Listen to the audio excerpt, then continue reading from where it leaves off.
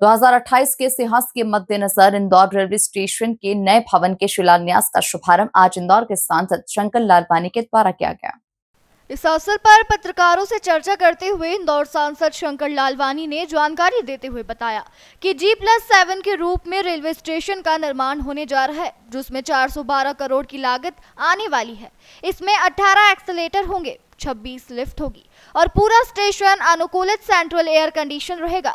हमारा पूरा प्रयास है कि सिंहस्थ के पूर्व रेलवे स्टेशन बनकर तैयार हो जाए ताकि नागरिकों को सुविधा मिलने लगे, जहां पैसेंजरों को चाहिए। इस रेलवे स्टेशन का काम 3 अलग-अलग चरणों में होगा। प्रथम चरण का काम टिकट खिड़की तक, उसके बाद का काम बाद में किया जाएगा। इस प्रकार सिंहस्थ के पूर्व 3 फ्लोर तैयार होने की पूरी संभावना बनती है। देखिए, जो इंदौर रेलवे स्टेशन का जो शुभारंभ माननीय प्रधानमंत्री जी ने ऑनलाइन किया था और ये लगभग 412 करोड़ का वैसे एस्टीमेट ज़्यादा था, लेकिन बिलो गया है तो 412 करोड़ का ये प्रोजेक्ट है। उसका ड्राइंग डिजाइन अलग अलग स्तरों पर पिछले समय कुछ चेंजेस थे, उसको लेके समय लगा और जो एनओसी आती है, खास करके बहुत सारे डिपार्टमेंट हैं, उसमें एनओसी में थोड़ा समय लग गया। लेकिन आज विधिवत काम की शुरुआत हो रही है। कॉन्ट्रैक्टर ने आज काम शुरू किया है, तो इसको फेसेस में कर रहे हैं, 3 फेसेस में कर रहे हैं। तो आज पहला फेज़ का काम शुरू है, जो हमारा पहला फेज़ है वो यहाँ से पार्सल ऑफिस पार्किंग से लेकर जो हमारा टिकट घर है, टिकट घर का आधा पोर्शन ये पहले फेज़ में आएगा। और आने वाले दिनों में जो हमारा एंट्री वाला जो गेट है, वो कुछ दिनों बाद ये एंट्री वाला गेट भी बंद होने वाला है और हम एक वैकल्पिक उसके बाद एंट्री गेट चालू करने वाले हैं, ताकि यात्रियों को असुविधा न रहे और उसका पूरा मार्किंग रहेगा, किसी भी यात्री को असुविधा नहीं रहेगी, कहाँ से एंट्री करना, कहाँ से टिकट मिलेगी, पूरी व्यवस्था यहाँ बताई जाएगी। तो ये आज जो हमारा पार्सल ऑफिस है, ये डिस्पेंडल 1 महीने में होगा। 1 महीने बाद ये जब डिस्पेंडल होगा तब इसमें अंडरग्राउंड पार्किंग का काम शुरू होगा और उसके बाद अंडरग्राउंड पार्किंग के बाद जो ये बिल्डिंग का है वो काम शुरू होगा। तो ये एक फेज़ में होगा, उसके बाद दूसरा फेज़ होगा, उसके बाद तीसरा फेज़ होगा। लगभग हम ऐसा मान के चल रहे कि 2.5 साल में इसका काम होना चाहिए, क्योंकि काम शुरू होने में अब शुरुआत हुई है तो 2.5 साल का मान के चले।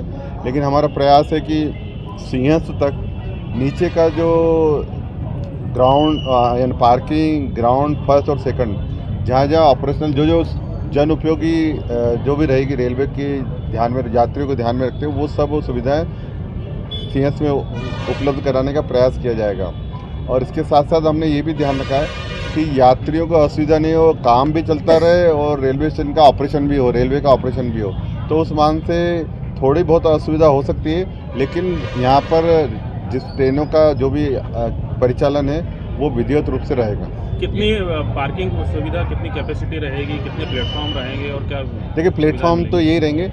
जो हमारा सियागंज वाला साइड है, वो प्लेटफॉर्म जो बिल्डिंग है वो अब पीछे होके बनेगी और उसमें पर्याप्त पार्किंग मिली। जो सियागंज साइड में हमारी बिल्डिंग है बिल्कुल सड़क पर ही है, हमारे दोनों ओर पार्किंग है उसमें। अब पूरा एरिया जो रहेगा पार्किंग में रहेगा, थोड़ी बिल्डिंग पीछे बनेगी। लगभग मुझे लगता है 18 मीटर है ना, 18 फीट के हिसाब से अगर माने तो 50-60 फीट पीछे बनेगी। तो सुविधा देखिए, ये तो G+7 है, तो ये जो रहेगा G+7 रहेगा। पूरा इंटरनेशनल जो रहती है एयरपोर्ट पे सुविधा है, वो सब सुविधाएं यहाँ पर रहेगी। आम व्यक्ति, माननीय प्रधानमंत्री जी की मंशा है कि आम व्यक्ति को भी सुविधा उतनी मिलनी चाहिए, तो उस मान से ये हवाई अड्डे की तर्ज पर ये हमारे रानी कमलापति जो स्टेशन बना उसी की तर्ज पर बनाया जा रहा है। उसी की तर्ज पर का रोड बंद करेंगे क्या? नहीं, सियागंज का रोड बंद नहीं करेंगे। जब वो बिल्डिंग का डिस्मेंटल होगा तो कुछ पोर्शन बैरिकेडिंग करते, क्योंकि जब बिल्डिंग डिस्मेंटल होगी थोड़ा हम उसको रिस्ट्रिक्टेड करेंगे, ताकि किसी को जब बिल्डिंग रिमूवल हो तो किसी को लगे नहीं। पिछले दिनों जो सुझाव आए थे मीटिंग में, वो सब सुझाव जो आए थे, हमने सभी जनप्रतिनिधियों के, इंदौर के सामाजिक संगठनों को, व्यापारी संगठनों को, उन्होंने जब सुझाव आए थे वो रेलवे ने नोट किए हैं और उस प्रयास करेंगे उन सब सुझाव के अनुसार हम काम करेंगे। सेंट्रली एसी रहेगा या कुछ और स्पेशल? कूलिंग, इसका कूलिंग है, वैसे पूरा कूलिंग है। कॉन्कोर्स में कूलिंग रहेगा पूरा। और क्या सुविधाएं मिलेंगी? देखिए, जो लिफ्ट एक्सीलेटर है, लिफ्ट है, और मुझे लगता है कि अभी एक्सीलेटर बढ़ने का जाएगा, फूडिंग का 26 तो लिफ्ट है, 16 एक्सीलेटर है। तो वो सब सुविधाएं रहेगी जो आम रेलवे स्टेशन पे नहीं रहती, वो एयरपोर्ट पे रहती है, वो सब वहाँ पर कितने रहेगी। समय में इसको पूरा करने ठीक है, हमने कहा है 2.5 साल का हमारा समय है, कोशिश करेंगे इसमें पूरा हो, लेकिन सीएस में वो सब सुविधा देंगे जो आम यात्रियों को आवश्यकता सीएस लगती के है। दौरान काम रुका रहेगा या चलता काम नीचे का हमने बोला है कॉन्ट्रैक्टर से भी, अधिकारी से भी, कि parking ground floor, first floor, second floor का काम पूरा हो जाना चाहिए ताकि आम यात्री को सुविधा मिल सके। ऊपर का काम भले आप बाद में करना। प्लेटफॉर्म की संख्या इतनी प्लान किया था आपने, मतलब शास्त्री ब्रिज का है सेकंड फेज में, जब हमारा नेहरू पार्क वाला जो है प्लेटफॉर्म नंबर 5 और 6, जब हम उस पर काम करेंगे सेकंड फेज में, उसके साथ इसको क्लब कर रहे हैं।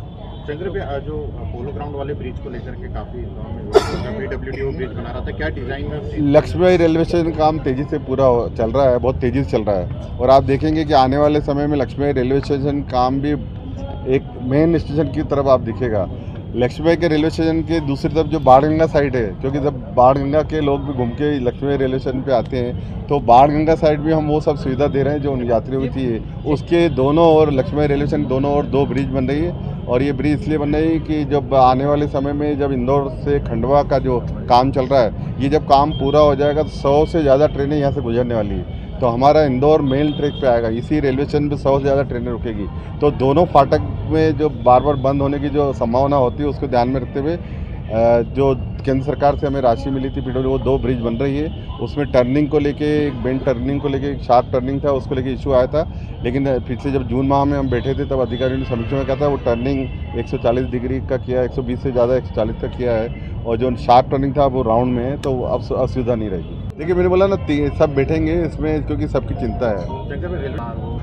एयरपोर्ट पे आने वाले समय में हम आपको बुलाएंगे। आने वाले कुछ माह में हम जो हमारा पुराना टर्मिनल है उसका काम लगभग पूरा, कुछ मशीनरी आना बाकी है, और उसमें मुझे लगता है कि आने वाले 2 साल में वो काम पूरा हो जाएगा। 50 करोड़ रुपये हमें मिले थे, एयरपोर्ट अथॉरिटी ने सेंक्शन किए थे एयरपोर्ट को, और उसमें हमारा जो पुराना टर्मिनल है जहाँ से पहले ऑपरेट होता था, वहाँ पर ATR और जो अंतर्राष्ट्रीय फ़्लाइट है वो वहाँ से ऑपरेट होगी, तो लगभग 2 महीने में वो काम पूरा हो जाएगा। देखिए, पिछले दिनों में मुख्यमंत्री जी से मिला था, और यहाँ हमारे फॉरेस्ट और रेलवे वालों ने मिलकर उसमें जो ट्री की नंबरिंग थी वो पूरी कर दी। यहाँ से फाइल भोपाल गई थी, भोपाल से PS लेवल पे हो गया था। मुख्यमंत्री जी ने आश्वासन दिया था, हम दिल्ली में बात करके, मुझे लगता है वो दिल्ली पहुँच गया होगा। जब माननीय भूपेंद्र यादव जी इंदौर आए थे तब मैंने उनके ध्यान में लाया था, उन्होंने बोला था अगर हमारे पास प्रकरण आ गया तो हम शीघ्र निराकरण कर दें। संभावना है आजकल में उसकी परमिशन मिल जाए। चिंतित भी हैं, केसेस भी बहुत आ रहे हैं, आम लोग भी इसको शिकायत कर रहे हैं, और नगर निगम इसमें काम कर रहा है, लेकिन मुझे लगता है कि हमें और कुछ भी तरीका ढूंढना पड़ेगा, क्योंकि